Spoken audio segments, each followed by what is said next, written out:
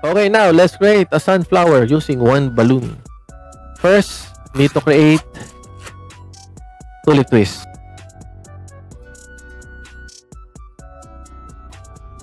Create a petal by using this kind of method.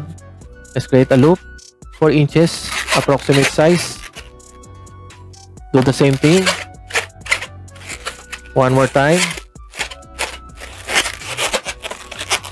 And one more time. Here. Now, you need to arrange all the petals accordingly.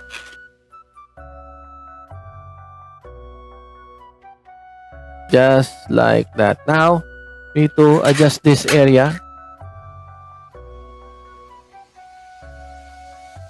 Okay, so we have a sunflower here. Instant sunflower. Hope you like it. Thank you so much.